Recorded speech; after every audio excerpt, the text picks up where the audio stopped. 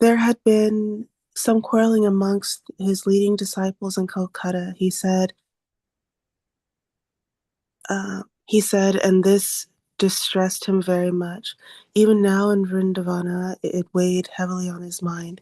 Some of his disciples had been fighting over who would use various rooms and facilities at the Gaudiya math headquarters in Calcutta. These devotees were all members of the same mata, and the building was for propagating Krishna consciousness under the leadership of Bhaktisiddhanta Saraswati. Yet even in their spiritual master's presence, they were quarreling. Brahmanas and Vaishnavas were supposed to be free from envy of any creature. What to speak of envy of one another? If they were to fight now, what would they do after their spiritual master passed away? Abi had no part in these matters and did not even know the details or who was involved. But as he listened to his spiritual master, he also became distressed. Deeply concerned, Srila Bhaktisiddhanta said to Abi, Ajun Jalbi, there will be fire. One day there will be fire in Calcutta Gaudiya Math, and that fire of party interests would spread and destroy. Abi heard but did not know what to make of it.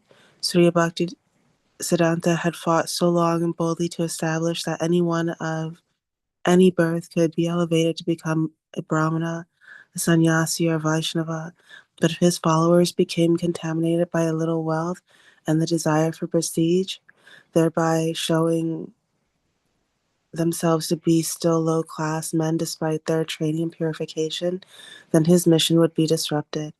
If in the name of religion they became attached to ease, position, and prestige, it could only mean that they had failed to grasp the teachings of their spiritual master. Srila Prabupada, he was lamenting that these men are simply after the stones and bricks of the building. He condemned, he was very, very sorry. When we were living in a rented house, Srila Bhaktisiddhanta said, if we could collect 200 or 300 rupees, we were living very nicely at Ultadanga. We were happier then, but since we have been given this marble palace at Bog Bazaar, there's friction between our men. Who will occupy this room? Who will occupy that room? Who will be the proprietor of this room? Everyone is planning in different ways. It would be better to take the marble from the walls and secure money. If I could do this and print books, this would be better. Abi felt his spiritual master speaking to him in urgency, as if asking him for help or warning him to avert a disaster. But what to do? What could he do? Sri Bhaktisiddhanta then said directly to Abi, Amar icha chila kichu bai karana. I had a desire to print some books. If you ever get money, print books. Standing by Radha Kunda and beholding his spiritual master, Abi felt the words deeply enter his own life. If you ever get money, print books. 1936. Sri Bhaktisiddhanta was in poor health at Jagannath Puri. Abi was in Bombay and he wanted to write his Guru Maharaj a letter. He is a little kind upon me. Abi thought, he will understand my request, and he began to write. Please accept, Dear Guru Maharaja, please accept my humble obeisances at your lotus feet. You've got my disciples, and I am one of them, but they are doing direct service to you.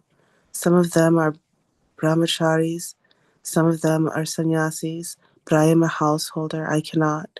Sometimes I give monetary help, while I cannot give you direct service. Is there any particular service I can do? 2 weeks later, Abi received a reply.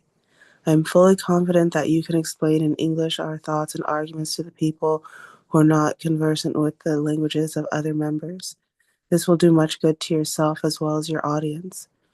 I have every hope that you can turn yourself into a very good English preacher if you serve the mission to inculcate the novel impression of Lord Chaitanya's teachings in the people in general, as well as philosophers and religionists.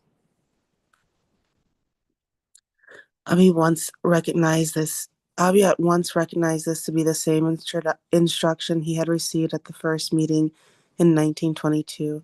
He took it as confirmation. There was no doubt as to the purpose of his life. What his spiritual master had said in Calcutta in 1922 had not been a chance remark, nor had that been a chance meeting. The instruction was the same. Turn yourself into a very good English preacher. This will do much good to yourself as well as your audience. Srila Bhaktivedanta passed away from the mortal world January 1st, 1937. He had been spending his last days reading Chaitanya Charmrita and chanting his beads when a doctor had visited him, wanting to give him an injection. Srila Bhaktisiddhanta had protested, "Why are you disturbing me in this way? Simply chant Hare Krishna, that's all." Amongst all his words to his disciples were, "I advise all to preach the teachings of Rupa Raghunatha, disciples of Lord Chaitanya, with all energies and resources. Our ultimate goal shall be to become the dust of the lotus feet of Sri Sri Rupa Raghunatha Goswami. You should all work conjointly under the guidance of our spiritual master with a view to serve the absolute knowledge and personality of Godhead. You should live somehow or other without any quarrel in this mortal world, only for the service of God. Do not, please, give up the service of Godhead. In spite of all of the dangers, all the criticisms, all the discomforts, do not be disappointed. For most people in this world do not serve the personality of Godhead. Do not give do not give up your own service, which is your everything and all. Neither reject the process of chanting and hearing the transcendental holy name of Godhead. You should always chant the transcendental name of Godhead with patience and forbearance like a tree, and humbleness like a straw. There are many amongst you who are well qualified and able workers. We have no other desire whatsoever. In his last days, he had remained fully conscious, had given instructions until the end. He had specifically and openly ordered that the affairs of Gaudiya Math be maintained by a 12-man governing body, which the devotees should select amongst themselves. Finally, he had said, "Please accept my blessings to you all, present and absent. Please bear in mind that our sole duty in religion is to spread and propagate service to the Lord and of his devotees." At 5:30 a.m. on January 1st, he breathed his last. Word very soon reached up.